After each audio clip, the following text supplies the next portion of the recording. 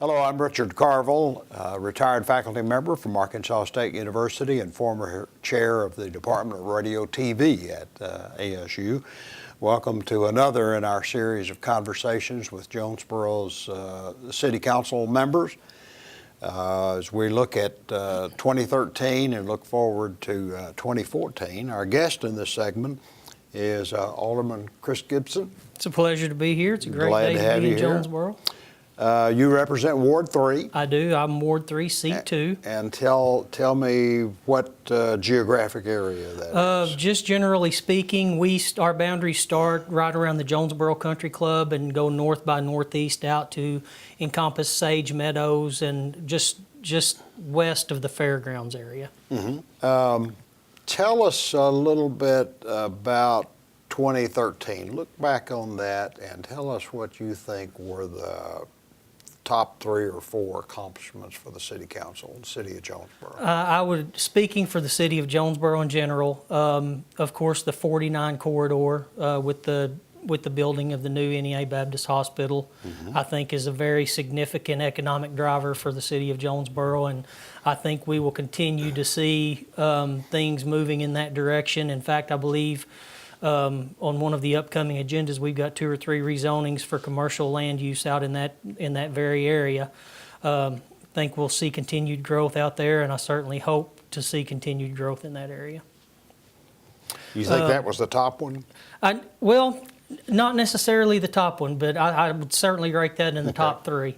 The acquisition of this beautiful new municipal building. It's the staple that downtown Jonesboro needed for a city of our caliber.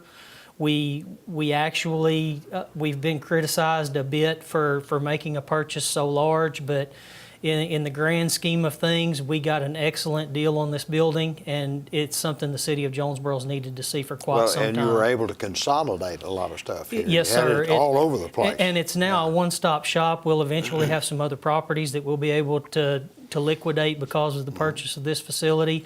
And I've been on the council now that I'm coming up on my 6th year, and this is something we've talked about 4 years prior to when I actually was elected. So it's a long time in the process. Anything else from 2013? I think one of the other major accomplishments for the City of Jonesboro is the beginning of the Miracle League field. Again, that's going to be a great staple to the City of Jonesboro. Don't really want to look at that as an economic driver, but it in turn will be. It'll bring people from all over our region to our city to spend money in our local restaurants and local shops and put people in our hotels.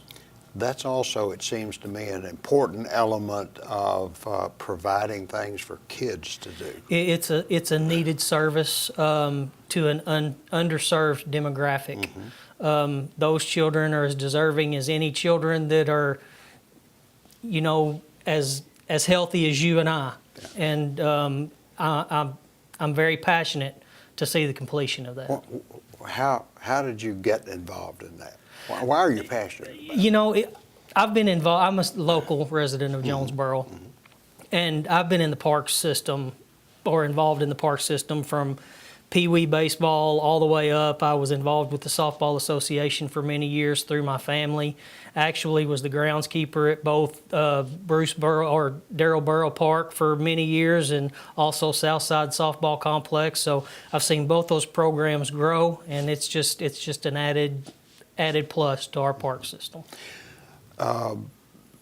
This is kind of spinning off of that passion and the parks and things to do, but I did notice in one of the consultant studies, particularly for the downtown area. Yes, sir. One of the suggestions is a park someplace in downtown. Do you think that can happen? I certainly think that it can happen, and when we get to where we discuss my vision for 2014, I think the downtown area will certainly become part of that discussion. Okay, well, launch into it then. Well, there have been several discussions between the Chamber of Commerce and Arkansas State University, as well as the mayor's office and some of the aldermen.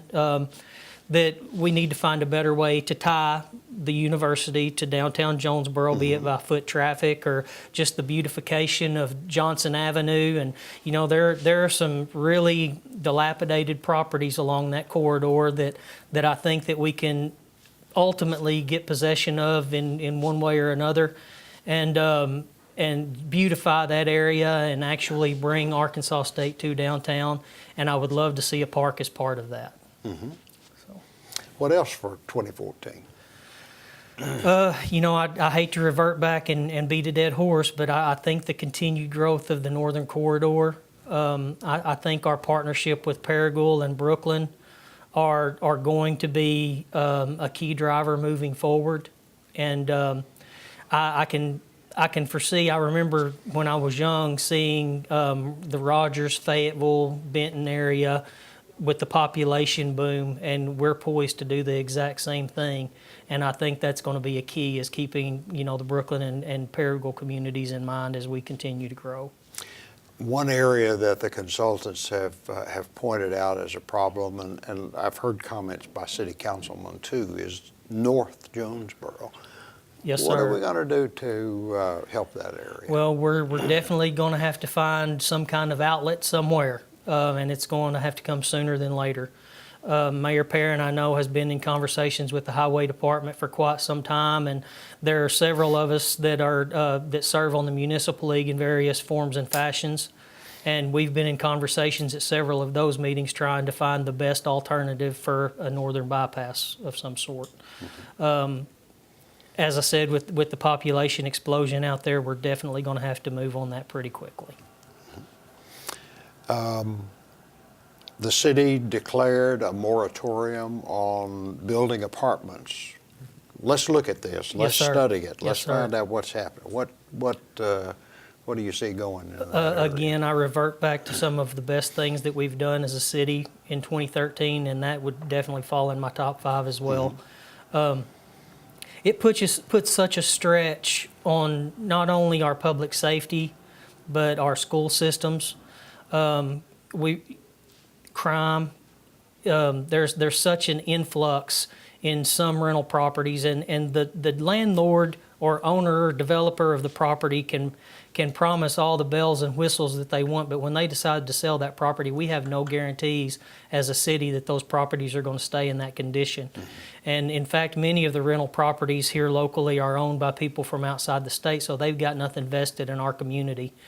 And I think taking a step back and looking at this will actually be beneficial for public safety as well, you know, as our school systems.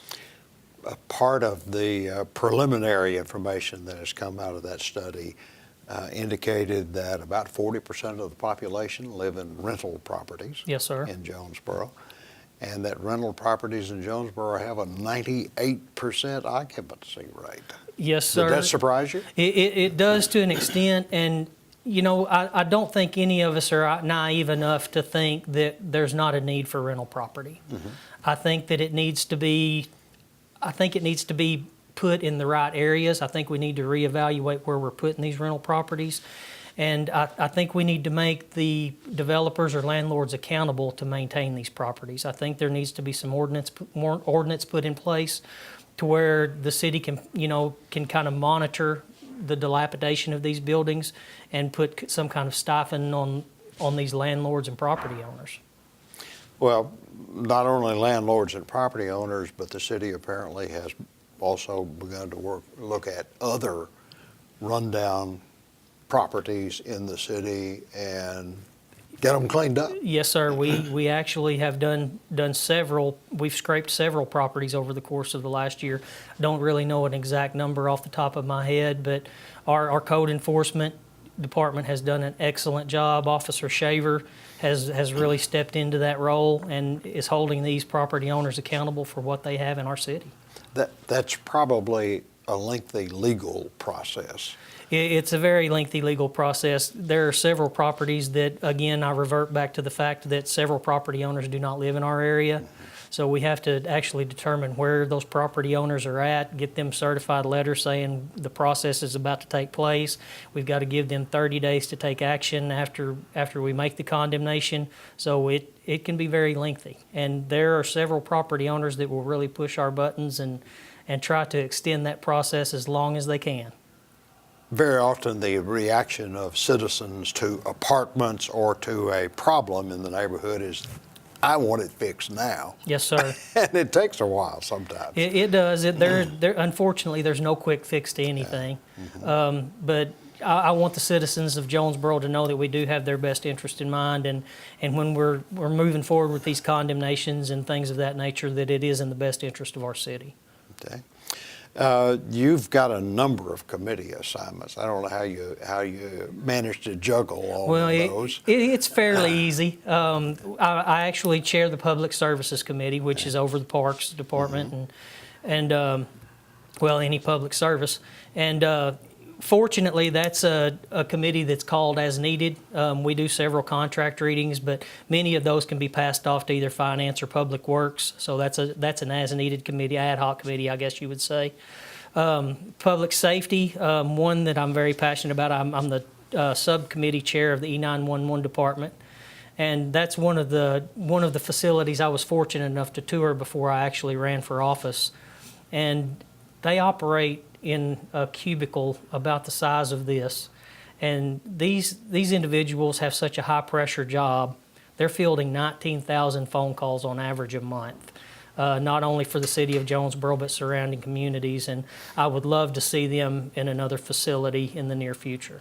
E911 and 911 services are really important. Yes, sir. You don't realize how important they are. They will actually field phone calls for not only emergent situations, but citizens of the community want to know where the nearest garage sale is at on a Saturday morning. So it's a real emergency. It's a wide gamut of what those guys over there field, and I appreciate the work they do on a daily basis. City councilmen in Jonesboro are elected by ward, but the whole city votes on each of those positions. Yes, sir.